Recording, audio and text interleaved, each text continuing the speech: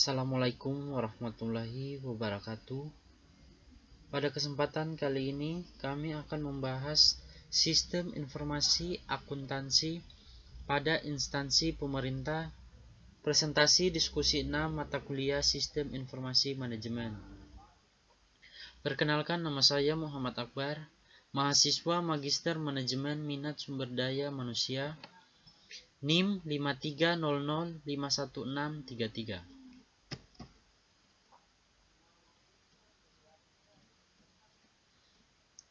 Pada presentasi kali ini ada 4 bagian materi yang akan saya bahas, yaitu pada bagian pertama pendahuluan, bagian kedua tinjauan pustaka, bagian ketiga pembahasan, dan bagian keempat kesimpulan. Melangkah pada bagian pertama, yaitu pendahuluan. Organisasi pemerintah merupakan organisasi yang kompleks yang terdiri dari puluhan kementerian negara atau lembaga, di mana total seluruh unit kerja atau satuan kerja dari kementerian negara atau lembaga berjumlah lebih dari 20.000 satuan kerja yang tersebar di seluruh wilayah negara kesatuan Republik Indonesia, di mana setiap satuan kerja menyusun laporan keuangan yang secara berjenjang dikonsolidasi sehingga pada akhirnya menjadi satu laporan keuangan pemerintah pusat.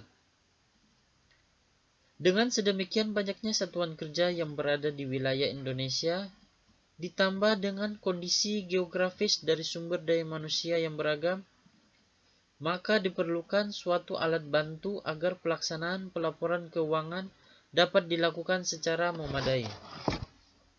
Alat bantu yang sudah dimiliki dan dilaksanakan oleh pemerintah saat ini adalah berupa sistem informasi akuntansi yang dinamakan dengan Sistem Akuntansi Instansi Berbasis Akrual atau SAIBA.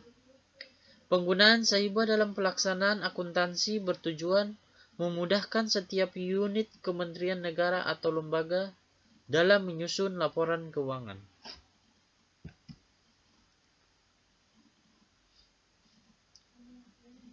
Bagian kedua yaitu tinjauan pustaka. Pengertian dan jenis sistem informasi. Sistem informasi dapat didefinisikan sebagai suatu sistem di dalam suatu organisasi yang merupakan kombinasi dari orang-orang, fasilitas, teknologi, media, prosedur-prosedur, dan pengendalian yang ditujukan untuk mendapatkan jalur komunikasi penting, memproses tipe transaksi rutin tertentu, memberi sinyal kepada manajemen dan yang lainnya terhadap kejadian-kejadian internal dan eksternal yang penting, dan menyediakan suatu dasar informasi untuk pengambilan keputusan. Terdapat berbagai jenis sistem informasi, di antaranya adalah sistem informasi manajemen, sistem informasi eksekutif, sistem informasi akuntansi, sistem informasi keuangan, sistem informasi manufaktur, sistem informasi sumber daya manusia, dan sistem informasi pemasaran. Apa itu akuntansi? Akuntansi menurut ABP Statement nomor 4 dalam Smith-Coulson mendefinisikan sebagai suatu aktivitas jasa untuk menyediakan informasi kuantitatif, terutama yang mempunyai sifat dalam pengambilan keputusan ekonomis, dalam memberikan keputusan pilihan-pilihan yang logis di antara berbagai tindakan alternatif. Pengertian akuntansi menurut Financial Accounting Standard Board. Akuntansi adalah kegiatan jasa yang berfungsi menyediakan informasi kuantitatif yang kemudian digunakan untuk pengambilan keputusan ekonomi. Menurut Warren dan kawan-kawan, akuntansi secara umum adalah sistem informasi yang menghasilkan sebuah laporan keuangan kepada pihak-pihak yang terkait atau berkepentingan mengenai kegiatan ekonomi dan kondisi perusahaan. Sedangkan menurut Henry Shimamura, akuntansi adalah proses pengukuran aktivitas ekonomi suatu entitas dalam satuan keuangan, dan mengkomunikasikan hasilnya kepada pihak yang berkepentingan. Pengertian sistem informasi akuntansi. Sistem informasi akuntansi yaitu sistem informasi yang menghasilkan suatu laporan yang dibutuhkan oleh pihak-pihak yang memiliki kepentingan terhadap suatu aktivitas ekonomi dan kondisi suatu perusahaan. Terdapat beberapa pengertian sistem informasi akuntansi menurut para ahli. Menurut Romney, sistem informasi akuntansi merupakan sebuah sistem yang mengumpulkan, mencatat, menyimpan, dan juga memproses data menjadi informasi yang berguna dalam membantu proses pengambilan keputusan. Sedangkan menurut Mulyadi, sistem informasi akuntansi merupakan suatu bentuk sistem informasi yang memiliki tujuan untuk menyediakan informasi bagi pengelola kegiatan usaha, memperbaiki informasi yang dihasilkan oleh sistem yang sudah ada sebelumnya, memperbaiki pengendalian akuntansi dan juga pengecekan internal, serta membantu memperbaiki biaya dalam pemeliharaan catatan akuntansi. Bagian ketiga yaitu pembahasan. Untuk mendukung pelaksanaan akuntansi berbasis akrual di pemerintahan pusat, Kementerian Keuangan mengembangkan aplikasi terintegrasi agar dapat digunakan oleh kementerian negara atau lembaga.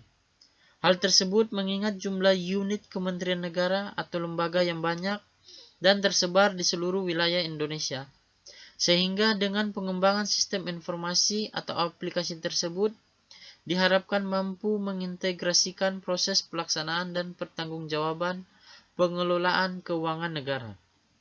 Sistem informasi atau aplikasi yang digunakan dalam pelaksanaan akuntansi kementerian negara atau lembaga bernama Sistem Akuntansi Instansi Berbasis Akrual atau yang disingkat SAIBA.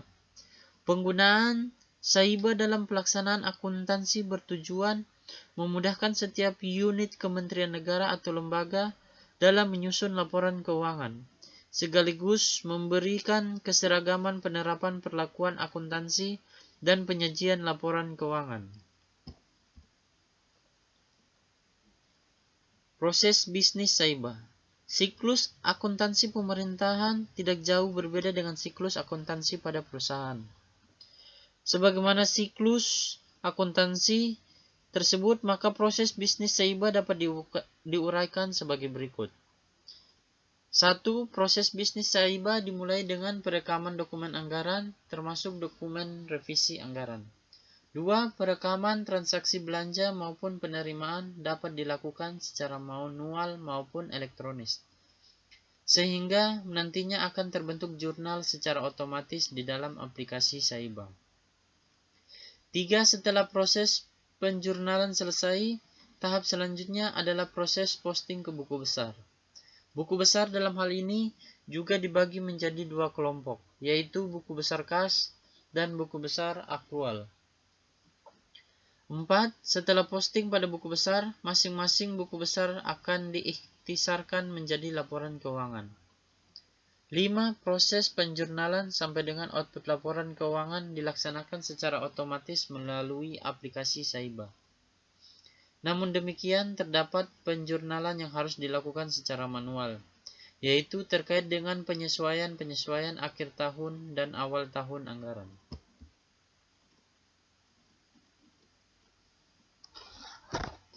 Ancaman-ancaman terhadap SAIBA. Ancaman-ancaman yang berpotensi terjadi atas aplikasi SAIBA diantaranya sebagai berikut. 1. Kesalahan entry data yang tidak disengaja dilakukan oleh pegawai. Kesalahan dalam entry data sumber pada input aplikasi SAIBA yang tidak sengaja dilakukan oleh pegawai sangat dimungkinkan terjadi. Hal ini dipengaruhi beberapa faktor, diantaranya tingkat pemahaman pegawai, tingkat pendidikan pegawai, pengalaman pegawai, human error, dan lain-lain. 2. Kesalahan entry data yang disengaja dilakukan oleh pegawai. Dalam pelaksanaan Saiba, kesalahan entry data yang disengaja kemungkinannya akan kecil, karena data sumber yang diinput telah terotorisasi dan terekam pada sistem pusat Kementerian Keuangan. 3. Dokumen atau data yang diinput belum diotorisasi pihak yang berwenang. Processing pada aplikasi Saiba sangat bergantung pada data atau dokumen sumbernya. Output yang valid harus didukung dengan dokumen sumber yang andal. Risiko adanya data yang belum diotorisasi dapat saja terjadi. Salah satunya adalah tenggat waktu pelaporan yang akan berakhir sehingga otorisasi dikesampingkan. 4. Akses data dan atau sistem yang tidak sah oleh pihak yang tidak berwenang. Penggunaan aplikasi Saiba memerlukan username dan password dari operator Saiba. Terkadang demi kemudahan dalam mengingat, username dan password tersebut dibuat sederhana sehingga memudahkan pihak di luar penanggung jawab Saiba mengetahuinya. 5. Malware atau virus komputer atau sistem. Malware sangat rentan terjadi karena tingginya aktivitas pertukaran data, baik secara eksternal maupun secara internal. Virus merupakan malware yang acap kali didapatkan, terutama ketika perolehan data dari pihak luar masih melalui perangkat keras, seperti flash disk atau hard disk eksternal. 6. Bencana alam dan bencana akibat perbuatan manusia. Banjir, gempa bumi, badai, kebakaran, dan bencana-bencana alam besar lainnya dapat menghancurkan perangkat komputer dan tentu saja dapat menghapus data-data sistem informasi akuntansi yang ada termasuk Saiba. 7. Berbagi kata sandi kepada pegawai lain. Sebagaimana akses data dan atau sistem yang tidak sah oleh non-pihak yang diperbolehkan, berbagi username dan password kepada pegawai lain memiliki risiko akses tidak sah terhadap aplikasi Saiba, yang akan berdampak pada hilang atau berkurangnya data dan atau adanya penambahan data yang tidak semestinya. 8. Penciptaan output yang salah. Output dari aplikasi Saiba berupa laporan keuangan dapat saja terjadi kesalahan. Kesalahan output tersebut dimungkinkan besar bukan dari proses di dalam aplikasi Saiba itu sendiri, melainkan kesalahan dari proses penginputan data atau dokumen sumber. 9. Pencetakan dan distribusi data atau informasi yang tidak diotorisasi. Output dari Saiba adalah laporan keuangan Satker yang secara berjenjang akan menjadi laporan keuangan tingkat kementerian atau lembaga. Pencetakan dan distribusi laporan belum terotorisasi dapat dimungkinkan terjadi karena adanya ketidakpatuhan ataupun kelalaian pegawai atau pejabat yang bersangkutan.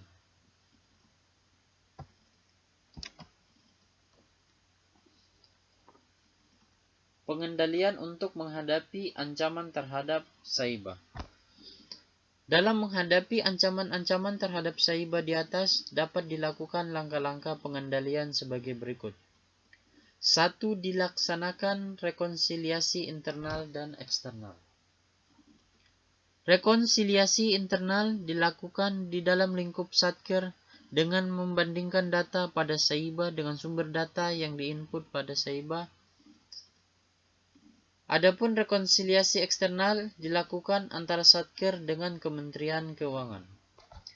2. Strategi validasi dan otorisasi dalam aplikasi.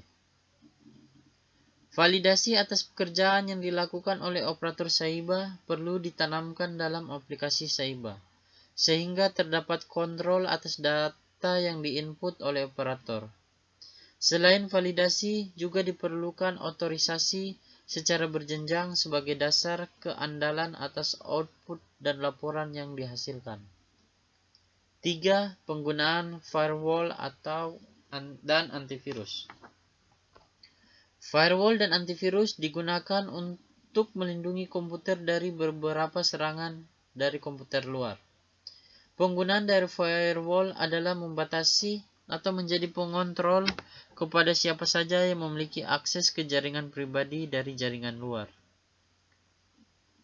Penggunaan antivirus pada piranti komputer untuk mencegah perangkat komputer dari serangan virus dengan keamanan perangkat komputer dan jaringan yang terjaga, maka aplikasi di dalamnya dapat turut terjaga keamanannya. 4. Mekanisme kendali akses. Kendali akses dilakukan dengan penggunaan user authentication, yaitu pengidentifikasian pemakaian ketika login, yang saat ini sebagian besar masih menggunakan password. 5. Rencana kontinuitas mitigasi bencana. Pengembangan, pemantauan, dan pembaruan proses di mana organisasi merencanakan kelangsungan bisnis mereka dalam hal hilangnya sumber informasi karena pencurian, infeksi virus, kerusakan cuaca, kecelakaan, atau kerusakan berbahaya lainnya. 6. Teknologi digital tanpa kertas. Manajemen dokumen dan konten termasuk proses menangkap, mengindeks, menyimpan, mengambil, mencari, dan mengelola dokumen secara elektronik. Selain itu, dapat dilakukan pendekatan penyampaian pelaporan hasil output dari Saiba secara elektronik dengan tetap dilakukan otorisasi secara digital oleh pejabat yang berwenang yang bersifat wajib, yang mana jika belum dilakukan otorisasi maka laporan secara otomatis akan tertolak. Selain pencegahan atas ancaman terhadap Saiba sebagaimana diuraikan di atas, diperlukan juga kapasitas sumber daya manusia yang memadai, penggunaan teknologi informasi, dan komitmen organisasi untuk menjamin kesiapan pelaksanaan sistem akuntansi pemerintah berbasis akrual.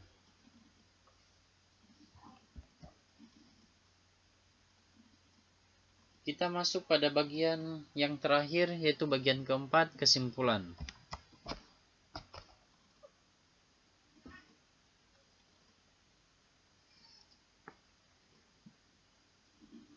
Berdasarkan pembahasan di atas, dapat ditarik beberapa kesimpulan, yaitu 1.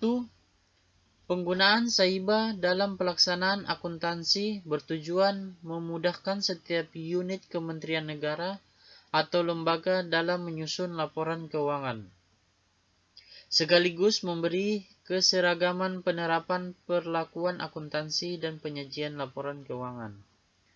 2. Proses bisnis Saiba mencakup dari perekaman data